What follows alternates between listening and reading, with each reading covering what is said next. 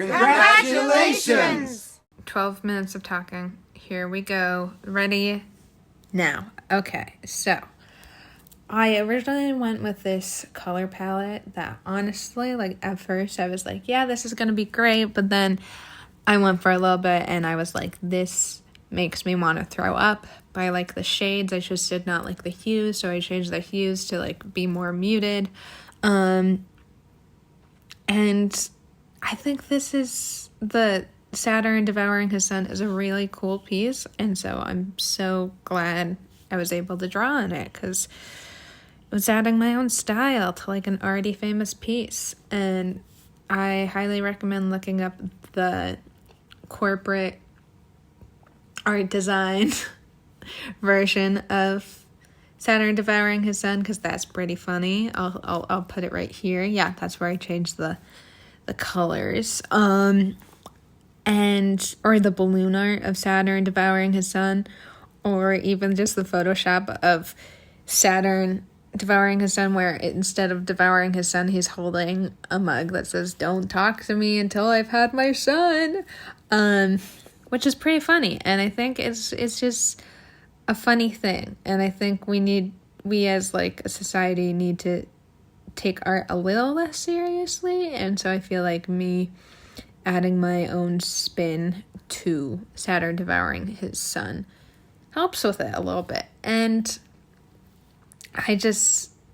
everything about it is beautiful. It's lovely. It's great. I would be lucky to create a piece half as inspiring, or not even inspiring, but intriguing as Saturn Devouring His Son. And as you can see, like I cut out the background because that was kind of making me a little confused because I couldn't tell with like this black color I'm using.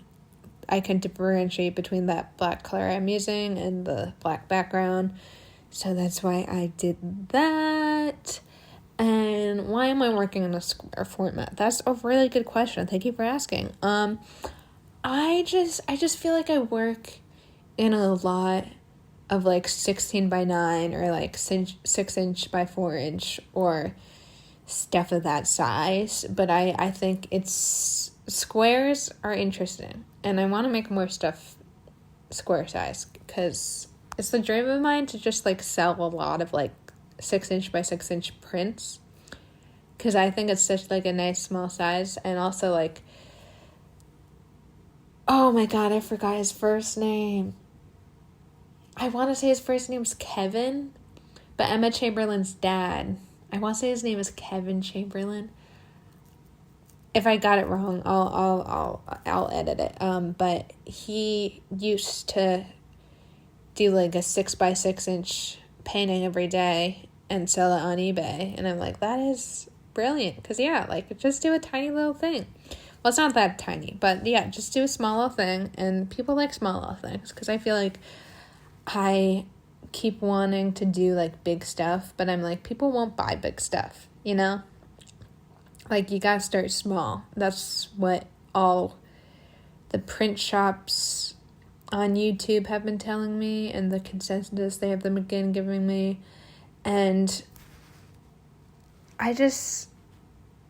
size is interesting, but I like where I put Saturn. Like, he's a third from the right, because I do think thirds are important, and then his son's butt is like a third up from the bottom. So that's fun.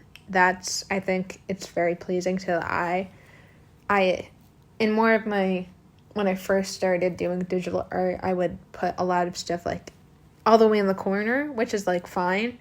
But I think it's more interesting to have more of it in shot because I could have just like cut off from like his waist above. But I think I think we should see his son's little legs dangling. Like, that's part of the art of it. And I'm a lot happier with the color scheme once I muted it down. Because, like I said before, when I was just working on it, and like the more saturated color scheme I had before, I was like, if I have to make a whole drawing with this color scheme, I think I'm gonna throw up. Which I normally don't say about colors, because, like, my bedroom when I was little was, like, hot pink, and my sister once said that she was like, it's so pink it makes me want to throw up. And I'm like, I never understood that. Like, how could colors make you want to throw up? But then seeing that bright color palette and being like, oh, I'm gonna have to deal with that this entire drawing. This entire process, I was like, hell no, we are not doing that, not on my watch. And also, I'm the artist, so I get to choose. If I don't like something, I get to change it. That's a new concept that I'm starting to learn, because I am under the academic perception that, like, everything you start, you must finish, and, like, if you start it one way, you gotta finish it that way. But I'm slowly realizing that, like, no, you don't have to finish it the way you started it, if that makes sense. Because visions change, art changes. Like, you gotta let the art breathe. You gotta let yourself go through a process where you hate the art. And then, but also there's something to be said about, like, when you are in the process of making something and you hate how it looks right now when it's in process, like, the ability to trust that it'll eventually look good. But also you have to have a little bit of foresight. Like, I saw that color palette, like, just a few layers of doing it, and I immediately was like, oh no, I do not like that. I do not like that at all. I do not like how that will turn out, and I'm just, like, really glad I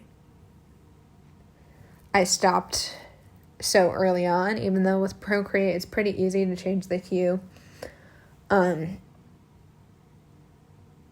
Yeah, hue versus shade. Like, the shading is good, but the hue just was not it.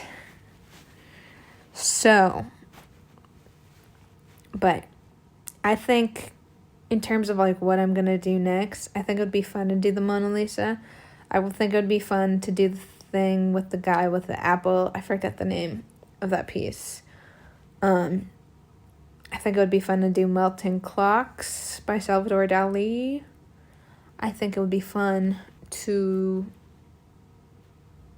even just, like, draw on a screen cap or a screen grab of, like, a movie or a TV show I like. That would be fun.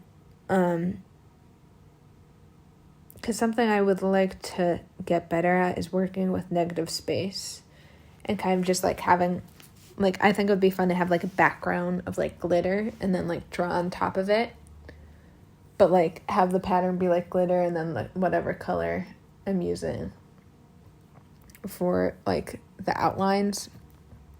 Like, I think that would be really fun. Because I feel like I need to work with negative space more, because I'm just spending so much time making everything positive space, and I'm like, I don't need to do that.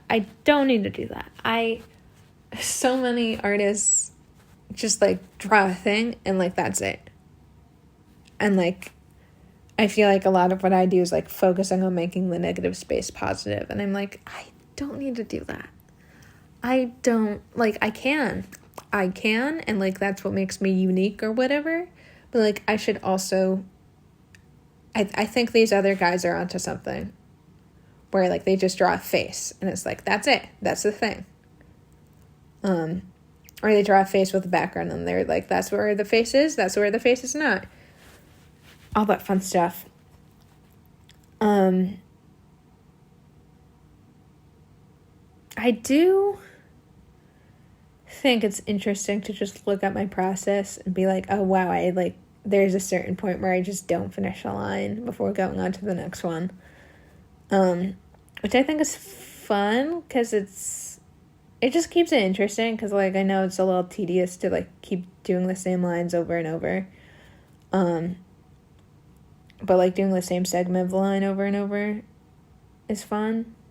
And also just, like, the satisfaction of getting to the end of the page. Ooh, or like I love filling in corners. That's one of my favorite things about the art I do is filling in the corners. And it's just so satisfying because it's like that was blank space before and I filled it in. And it took me a while, so I should be proud of it. I should be proud of the accomplishments I've made in filling the space. And I think, yeah, that's what makes me different from a lot of other artists, because they'll finish a drawing and be like, yeah, that's it. And I'll be like, but I don't think something is finished if there's any empty space at all. Like, there's a lot of stuff on my iPad that, like, is not finished because I just did not get to the end of the page. And part of me is like, should I revisit that? And I'm like, if I want to, like, sure, I should revisit that. But I feel like sometimes I just get overambitious, and when I do a very big canvas with a very small brush, and it's like, what are you doing? What are you doing? Whose idea was that? And it was mine. It was my idea, and I have to live with that idea. But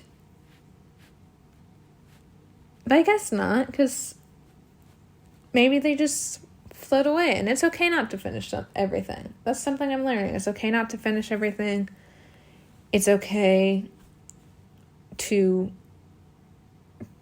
have different priorities in terms of, like, what stuff you're working on. But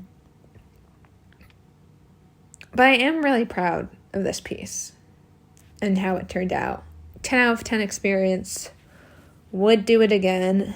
If you would like to buy the print of this, let me know.